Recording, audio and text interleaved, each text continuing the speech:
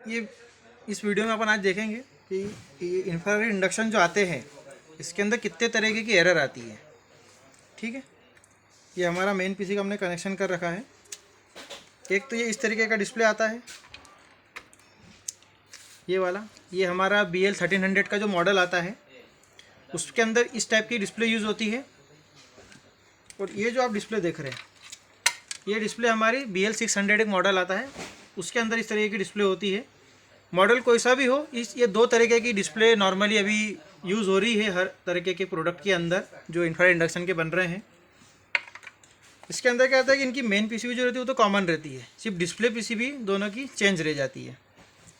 अब इसके अंदर हम एरर देखते हैं कि इसके अंदर क्या एरर आती है अगर इस पीसीबी के अंदर कोई फॉल्ट हम जनरेट करते हैं। जैसे इसके अंदर एक मेन सेंसर का एक फॉल्ट जनरेट होता है नॉर्मली, जिसमें एरर कोड जनरेट होती है। तो हम ये देखते हैं कि ये पीसीबी डिस्प्ले पीसीबी लगाने के बाद इसके अंदर क्या फॉल्ट जनरेट होता है और इसका क्या एरर कोड देता है ये। तो मैं इसको यहाँ पे कनेक्ट कर देता हूँ। ये सेंसर को मैं इस तरफ रख देता हूँ। अभी ये ऑन किया मैंने, ये मैंने फंक्शन सिलेक्ट किया। अभी जो है मेरा 1200 वाट के ऊपर मैं इसको चला रहा हूँ हमारी पीसीबी को। अब इस बीच के अंदर में हमारी ये जो टेम्परेचर सेंसर है ये वाली, इसका कनेक्शन मैं यहाँ से निकाल देता हूँ। तो आप देख रहे हैं यहाँ पे जो मुझे एरर दे रहा है वो E1 का एरर दे रहा है। अब ये जो E1 का एरर है, ये एरर आया है हमारा जो टेम्परेचर सेंसर है ये वाला, ये ओपन हो चुका है। इस वजह से इसके अंदर ये एरर आया है।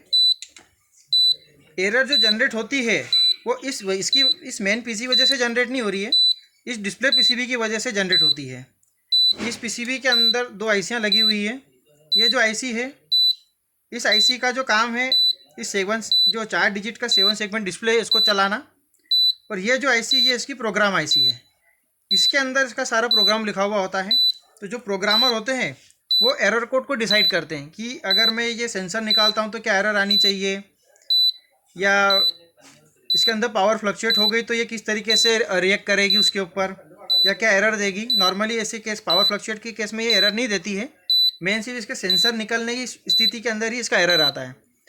तो जो डिज़ाइनर है या सॉफ्टवेयर इंजीनियर है उसने इसके अंदर जो एरर डाल रखी थी वो E1 की एरर डाल रखी थी। जैसे मैं आपको वापस दिखाता हूँ, सेंसर कनेक्टेड नहीं है मेरा, मैंने फंक्शन चालू किया तो ये जो E1 एरर है, ये जो डिज़ाइनर जिसने पीसीबी को बनाया होगा, डिस्प्ले पीसीबी को, उसका जो प्रोग्रामिंग लिखा होगा उसने उसमें ऐसा कोड डाल रखा है कि E1 जो एरर आएगी वो आएगी आपकी जब आपका सेंसर ओपन हो गया होगा। अब मैं इसका सेंसर वापस लगा देता हूँ इसमें।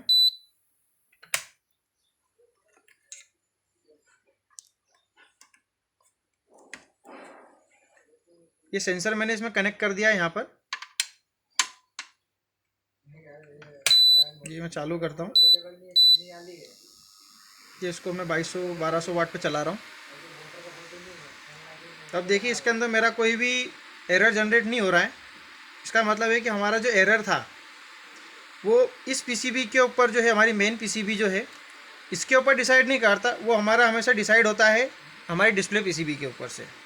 और E1 जो एरर आता है इस बड़ी पीसीबी के अंदर, इस तरीके जो डिस्प्ले पीसीबी आती है, E1 अगर आपको एरर आ रहा है तो वो आपका एरर जो है वो आपकी जो टेम्परेचर सेंसर है या कॉइल का टेम्परेचर सेंसर आप बोल दीजिए इसे, उसकी वजह से आता है।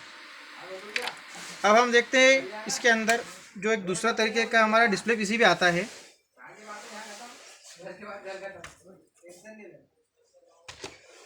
ये किस तरीके का हमारा डिस्प्ले पीसीबी आता है। ये इसके अंदर भी दो आईसी लगा हुआ है। ये इसका प्रोग्राम आईसी है ये वाला, ये इसका 7 सेगमेंट चलाने के लिए आईसी है। ये यहाँ पे पोर्ट दिया हुआ है जिसके द्वारा हम इसका वोल्टेज और जो वो अपनी टेम्परेचर है वो हम कंट्रोल कर सकते हैं। अब देखते हैं कि इस तरीके की जो डिस्प्ले पीसीबी उसके अंदर किस तरीके का एरर कोड जनरेट होता है। हम देखते हैं इसके अंदर। ये मैंने यहाँ पे कनेक्ट कर दिया, ये इसको मैं ऑन करता हूँ। ये मैंने यहाँ से स्टैंड बाय को हटाया, ये 1200 वाट पे मैंने इसको सिलेक्ट किया यहाँ पे। अब इस पॉट की सहायता से मैं यहाँ पे जो तापमान है बढ़ा भी सकता हूँ और कम भी कर सकता हूँ। दिख रहा है। तो जैसे अभी मैं इसको एक 200 वाट की रेंज पे कर देता हूँ। अब इसके अंदर जो है मैं ये सेंसर जो है इसको निकाल देता हूँ। ये मानते हैं कि हमारा पीसीबी में हम जब इंडक्शन चला रहे थे तो चलते चलते हमारा जो सेंसर है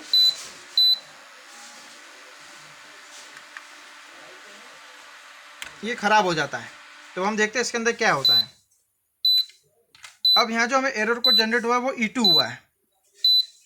तो इस पीसीबी के अंदर अगर आपको कभी E2 का एरर आता है तो आपका ये जो कॉइल सेंसर है, टेम्परेचर सेंसर है, ये ओपन हो गया है, ये दर्शाता है। अब जैसे इसके अंदर मैं वापस से सेंसर लगा देता हूँ।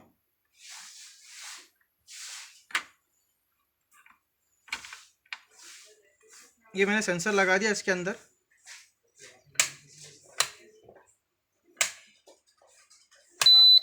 इसको ऑन करता हूँ मैं।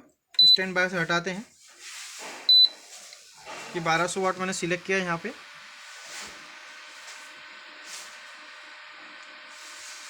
ये देखिए एरर भी हमारा चला गया है और बराबर हमारा जो सिस्टम है वो हीट कर रहा है।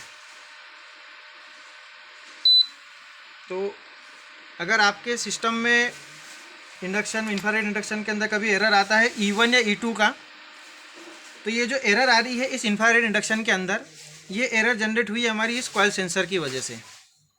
अगर हमें ये पता करना है कि हमारे पास कॉइल सेंसर हमारा ख़राब हुआ है या नहीं, तो हम इसके अंदर इसको हम इंदौरी जुगाड़ बोलते हैं। मैंने क्या किया है,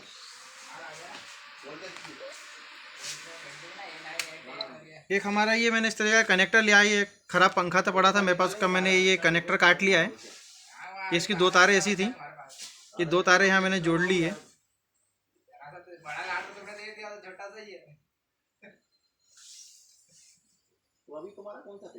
अब ये इसको मैं यहाँ कनेक्ट कर देता हूँ।